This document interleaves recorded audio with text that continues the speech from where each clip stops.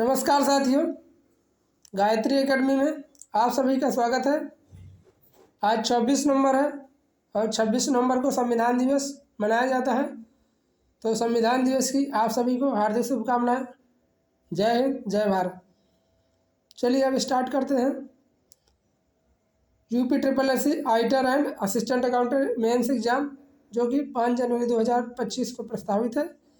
तो अब आज का टॉपिक है GST, goods and service tax. चलिए अब आज हम देखते हैं, इसको विस्तार से देखेंगे और इसकी प्रश्नोत्तरी भी करेंगे। ठीक है sir. GST, goods and service tax. Bharat में अटल बिहारी वाजपेयी को GST के जनक के रूप में जाना जाता है। नई अप्रत्यक्ष प्रणाली का विचार 1999 में प्रस्तावित किया गया था और इसे आगे बढ़ाया गया था। वर्तमान में GST परिषद के अध्यक्ष केंद्रीय वित्त मंत्री निर्मला सीतारमण जी हैं। 1 जुलाई 2017 से GST संपूर्ण भारत में लागू है। अब GST क्या है? GST वस्तु एवं सेवा कर वस्तुओं और सेवाओं की आपूर्ति पर लगाया जाता है, जो कि अप्रत्यक्ष कर है। वस्तु एवं सेवा कर GST एक मूल्यवर्धित कर वैट है जो केंद्र और राज्य सरकार द्वारा वस्तुओं एवं सेवाओं पर सामूहिक रूप से लगाया जाता है। केंद्रीय GST CGST और राज्य GST SGST वाली दोहरी संरचना के बाद GST परिषद द्वारा तैयार राजस्व वितरण में GST महत्वपूर्ण भूमिका निभाता है। वर्तमान में GST की दरें इस प्रकार हैं: 5%, 12%, 18% और 28%। 0% भी थी। ठीक है। GST परिषद में कुल सदस्य 33 होते हैं। अब देखते हैं GST कितने प्रकार की होती है। GST 4 प्रकार की होती है। केंद्रीय वस्तु एवं सेवा कर GST CGST, सेंट्रल होता है C का मतलब। राज्य वस्तु एवं सेवा कर SGST, S का मतलब स्टेट होता है। केंद्रीय शासित प्रदेश एवं वस्तु एवं सेवा कर UGST, यूनियन टेरिटरी होता है इसका, U का मतलब। ठीक है। एकीकृत वस्तु एवं सेवा कर IGST, I का मतलब इंटीग्रेटेड होता है। ठीक है। अब देखते हैं किस वस्तु पर कितना GST लगता है। 0% मूल वस्तु जैसे कि ताज़ा दूध और पाश्चुरीकृत दूध, अनाज, फल और सब्जियों पर कोई GST नहीं लगता है। ठीक है। अब इसमें नोट दिए हुए हैं। Note 1, ultra high temperature UHT दूध और स्किम्ड मिल्क पाउडर पर 5% GST लगता है। नोट 2, कंडेंस्ड मिल्क और डिब्बाबंद दूध उत्पाद 12% GST श्रेणी में आते हैं। डेयरी उत्पाद भी 12% GST श्रेणी में आते हैं। अगला 5% दैनिक उपयोग के कुछ आवश्यक वस्तु जैसे कि बिजली, माचिस, ब्रेड और कुछ अन्य वस्तुओं पर 5% GST लगता है। अधिकांश वस्तुओं एवं सेवाओं पर 12% GST लगता है, जैसे कि रेस्टोरेंट में बिना शराब के भोजन, कपड़े, मोबाइल फोन, साबुन तथा टूथपेस्ट आदि। GST कब देना पड़ता है? अगर आपका सालाना टर्नओवर 40 लाख, कुछ स्थितियों में 20 लाख से अधिक है तो आप GST की नज़र में टैक्स पेयर हैं। इसके लिए आपको अपने बिजनेस में टैक्स चुकाना पड़ता है। इस टैक्स को चुकाने के लिए ही रजिस्ट्रेशन कराना होता है। अब GST की प्रश्नोत्तरी देखेंगे। ठीक है। पहला क्वेश्चन, वस्तु और सेवा कर GST की अवधारणा किस देश से शुरू हुई थी? तो कनाडा से शुरू हुई थी। जबकि अगर देखिए आय किस देश ने सबसे पहले लगाया था GST, तो फ्रांस ने लगाया था। ठीक है। अब इसकी व्याख्या देखते हैं। वस्तु और सेवा कर GST घरेलू उपभोग के लिए बेचे जाने वाले अधिकांश सामानों और सेवाओं पर लगाया जाता है। यह कनाडाई मूल का मूल्यवर्धित कर है। भारत में यह अप्रत्यक्ष करों को खत्म करने के लिए लागू किया जा रहा है। अब क्वेश्चन नंबर 2 देखते हैं। निम्नलिखित में से कौन सा वक्तव्य GST के बारे में सही नहीं? GST एक अंतिम बिंदु पर लगाया जाने वाला रिटेल टैक्स की तरह है। इस कर को उपभोक्ता से वसूला जाता है। बिल्कुल सही बात है। GST भारत में प्रचलित सभी प्रत्यक्ष करों को समाप्त करेगा। ये यहाँ पर सही हो जाएगा क्योंकि हमको गलत बताना है। GST अप्रत्यक्ष करों को समाप्त करता है, प्रत्यक्ष करों को नहीं। C, यह पूरे भारत में 1 जुलाई 2017 लागू। ठीक है। यह भारत में कर ढांचे का एकीकृत करेगा। ये भी सही है। ठीक है। क्वेश्चन नंबर 3, निम्नलिखित में से कौन सा कर GST द्वारा समाप्त कर दिया गया? इनमें से सेवा कर समाप्त कर दिया गया है क्योंकि अब सेवा कर जो अलग से लगता था वो GST में आ गया। ठीक है। आयकर, धन कर और निगम कर ये अभी अलग अलग लगते हैं। ठीक है। क्वेश्चन नंबर 4, जीएसटी के तहत निम्नलिखित में से कौन सी कर दर लागू नहीं होती है? 5%, 12%, 18% और 28% होता है। यहाँ पे 25% दिया हुआ है, इसलिए 25% सही आंसर हो जाए। 25% लागू नहीं होती। जीएसटी में 5 मूल दरें शामिल है: 0%, 5%, 12%, 18% और 28%। ठीक है। अगला क्वेश्चन, जीएसटी किस पर लगाया जाता है? निर्माता, उपभोक्ता, खुदरा विक्रेता, उपरोक्त सभी। तो जीएसटी सभी पर लगाया जाए। जीएसटी एक अप्रत्यक्ष कर जिसका भुगतान अंतिम रूप से उपभोक्ता द्वारा किया जाता है, लेकिन यहाँ निर्माता और उपभोक्ताओं, खुदरा विक्रेता सभी पर लगता है, क्योंकि ये सभी अपने अपने स्तर से वस्तुओं को कंजम्पशन मतलब निकाल देते हैं कस्टमर द्वारा। तो कंजम्पशन मतलब ये लोग भी कर रहे हैं अपने थ्रू, तो इसलिए सभी पर लगता है। ठीक है। जीएसटी एक अप्रत्यक्ष कर है जिसका भुगतान अंतिम रूप से उपभोक्ता द्वारा किया जाता है। क्वेश्चन नंबर 6, किस प्रकार का कर जीएसटी है? प्रत्यक्ष कर, अप्रत्यक्ष कर, वस्तु और सेवाओं के प्रकार पर निर्भर, उपरोक्त में से कोई नहीं। जैसा कि अभी तक देख ही रहे हैं, यह एक अप्रत्यक्ष कर है। ठीक है। क्वेश्चन नंबर 7, जीएसटी परिषद के प्रमुख कौन है? जीएसटी परिषद का प्रमुख अध्यक्ष केंद्रीय वित्त मंत्री होते हैं, तो स्वाभाविक सी बात है निर्मला सीतारमण जी होंगी। ठीक है।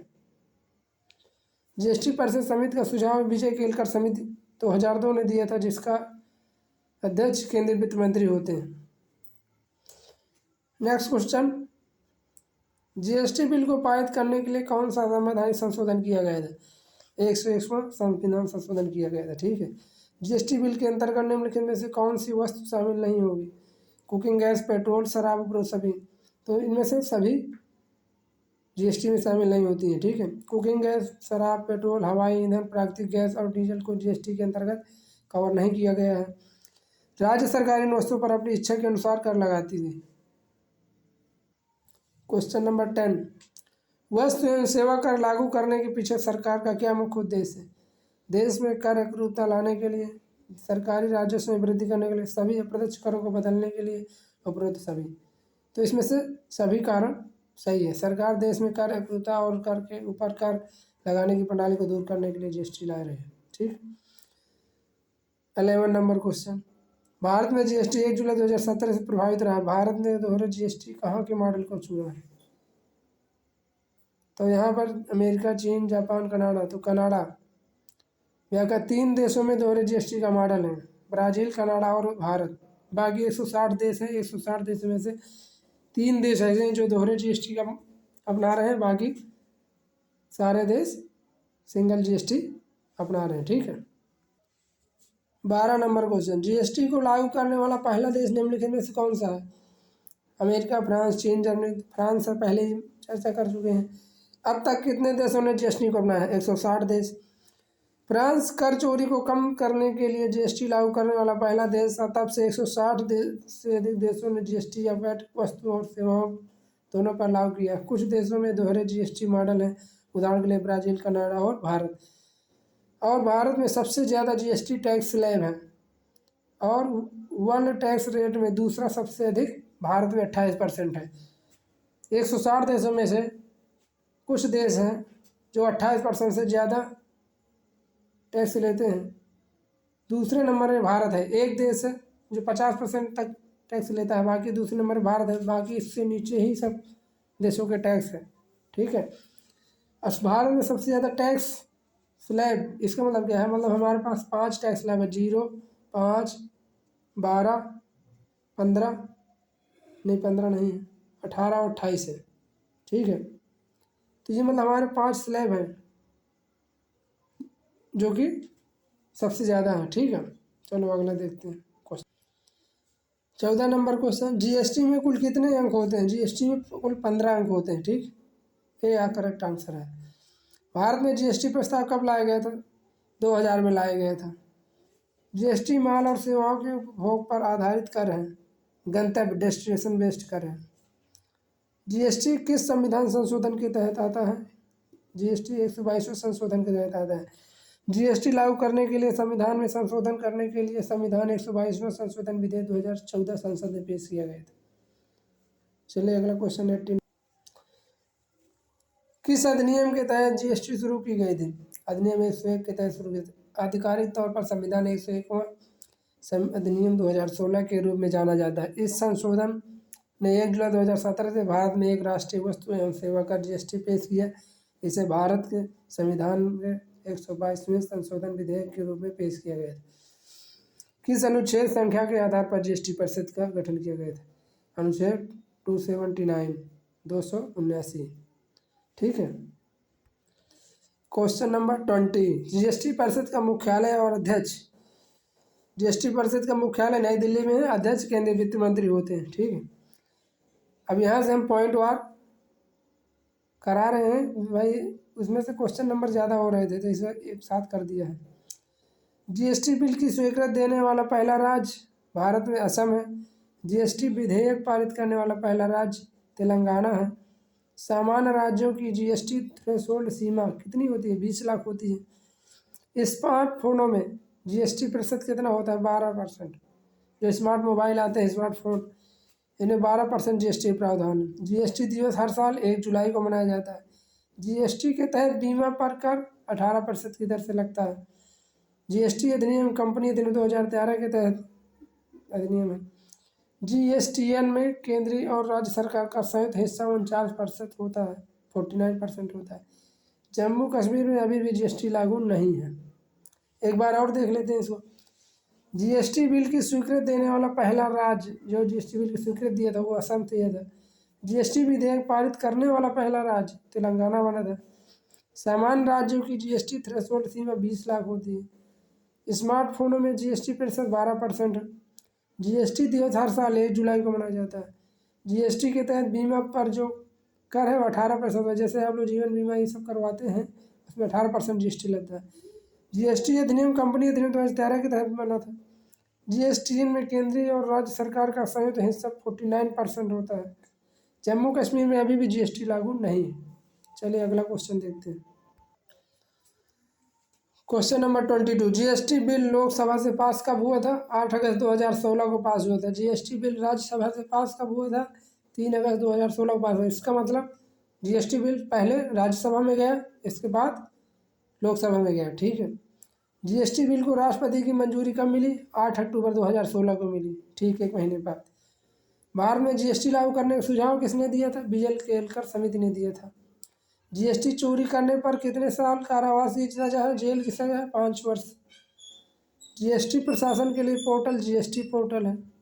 चलिए एक बार और देते हैं। GST बिल लोकसभा से 8 अगस्त 2016 को पास हुआ था। GST बिल राज्यसभा से 3 अगस्त 2016 को पास हुआ था।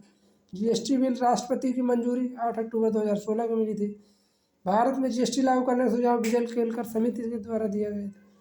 GST चोरी कर कारावास जेल 5 वर्ष की सजा है। GST प्रशासन के लिए पोर्टल GST पोर्टल है। क्वेश्चन नंबर 23, सर्वप्रथम GST बिल का प्रारूप तैयार करने वाली समिति के अध्यक्ष कौन थे? असीम दास गुप्ता, करेक्ट आंसर। सर्वप्रथम GST बिल का प्रारूप तैयार करने वाली समिति के अध्यक्ष कौन थे? असीम दास गुप्ता थे। धन्यवाद दोस्तों। Thank you for your watching with Surendra Kumar.